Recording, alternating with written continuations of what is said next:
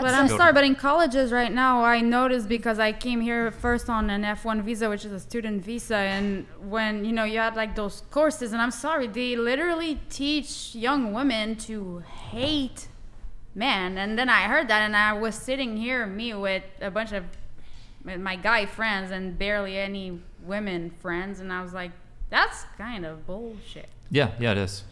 Like, but they're kind of playing on human psychology to, like, if things happen to you that are bad and you're not a person who takes responsibility, you'll always fall for the psychology. So they pretty much teach you to cry like a little bitch instead of, you know. Basically. I mean, it goes both ways. Like with red pillars, they do the same thing with women. They do a lot red of pillars, I'm both sorry, ways. but wouldn't red pillars, like what I hear mostly on what people would call red pill podcasts is, yeah, it's hard to be a man, stop being a little bitch, and yeah, life is hard. No, a lot of them are literally telling men to complain.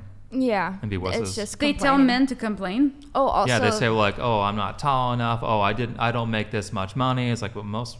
Which ones are you watching? Which ones are you referring to? Fresh and Fit. Yeah, seriously, they say that? Yeah, because I haven't heard that. Like that, men, they don't tell men to go whine like little. I thought they would more. Their like, whole podcast their podcast is kind of based on that, like where it's little like they may like slide in some sort of like self-improvement thing, but most of the time they're complaining about men aren't tall enough, or women get too many dates, or like things may be the way they are. I mean, I know that like, they had debates where it was like different people arguing, but I don't know if it was like it was on Fresh and Fit. I don't know if it was like Fresh and Fit's opinion on the topic. Do you think that men are not struggling in specifically unique ways to them when it comes to the dating landscape?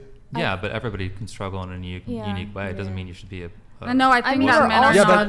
But I think the difference is, though, is that I think men struggle more when it comes to dating than do women. Yeah, and the solution is don't use dating apps. Yeah. I mean, like, why are people still using those things? Like, it's like I think. I mean, so you're saying like just do cold approach in the street, like just be in a community, have friends. I mean, you either back in the days you go to church every Sunday and you have a community of people, or you go to some sort of sports event every Sunday or every whatever day, or you have a friend who introduces you to a group of friends who then has a girl that you might like or a guy that you might like. Yeah, get into something like social that you like. You know, like if it's like woodworking, I don't know, and there's like woodcraft that has like classes and stuff, and there's actually plenty of women in that. But people aren't finding enough excuses to go out and socialize, and that's why all these problems are happening. Yeah, men are like completely relying on dating apps to find women. They're not even trying. Like, they'll stare at you at the grocery store awkwardly, but never actually come up and say hello or make conversation. Or even do basic conversational things like say, like find an excuse to talk about some vegetable a chick's next to or something like that, or make some sort of excuse to talk to her.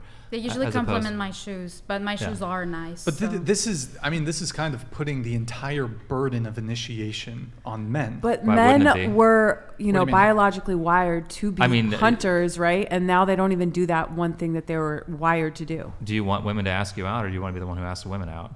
Well, I actually think they're scared of rejection. Bro, I like it if the chick simps for me. I like so it if a girl walks up to you. If she's orbiting I don't want. Your DMs just got flooded.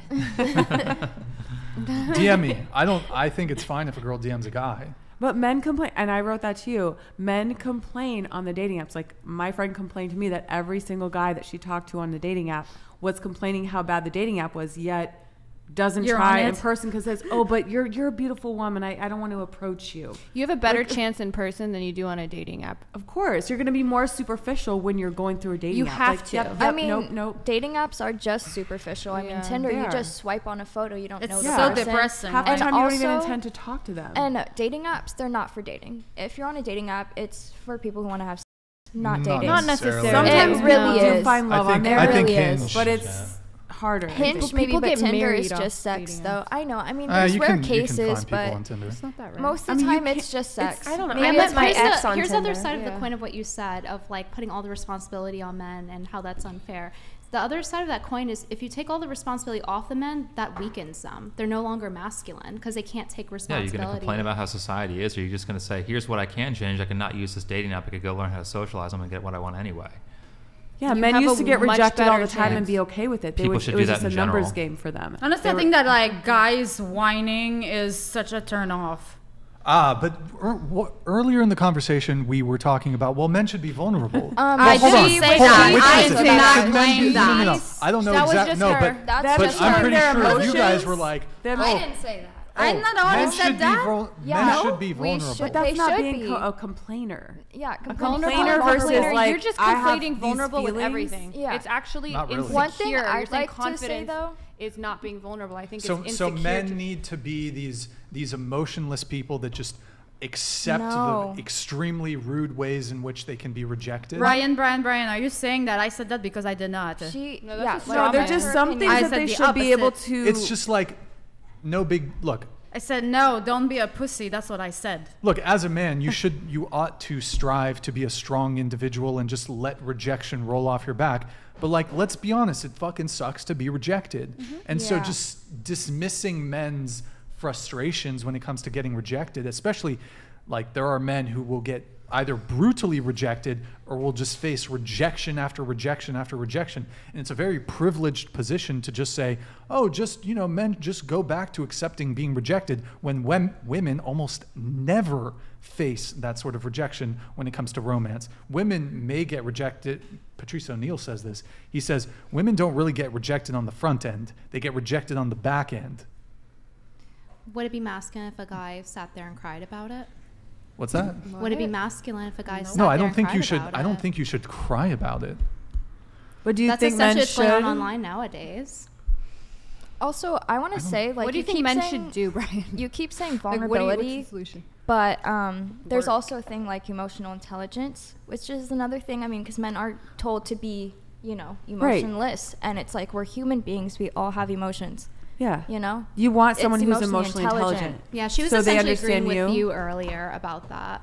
I think the difference is like there's a misunderstanding at the table about dignified traits and undignified traits, right? So someone opening up and being vulnerable, a dignified version of that would be like maybe you know the person and their mom just died and they like feel really sad. Very extreme case, right? Versus undignified would be like, man, these women don't want me, these hoes. Like, they have too high standards for asking me to wash my ass, which, by the way, Reed Street soap for that, if you guys want soap. I mean, it's not that I deep. think you like- guys are underestimating the average man's experience, for example, on a dating app. I know some of you say, well, get off the dating apps. The reality is, though, is that like 50% of people are meeting online. They're meeting on dating apps. Don't It's flooding meet with Everything online. has That's changed. fair enough. And That's fair men enough, want but- You're in the traditional women, bottom but there's nothing 50%, traditional try about men in person. anymore. Yeah. We have to split There's the nothing bills with traditional them. about women anymore. It goes both It's- ways. It's where not did a it start? like whole big gender thing. I thought men are supposed to lead women, so when men get weaker, isn't that essentially what's making the women weaker and follow suit to the precedent that they're setting, like Right. sleeping on the first night? How many women were becoming it's a fair single point. mothers It's a- before? hold on, just one thing. It's a fair point to say that yes, as men, we ought to take some responsibility. There's like the super tradcon line, which is basically as men, like we bear full responsibility, like as leaders, like the position we find ourselves in, you can say, oh, it's fully men's fault. However, I think in order to be a leader, you need to have people willing to follow. And feminism has taught women to not follow. Here's the thing, though. A lot of women desire those traits in men that are, that you could consider leadership traits, assertive, decisive, etc., leadership, dominant, whatever you want to say. Women want these traits in men, but they don't want to follow. They want the leader, but they don't want to follow.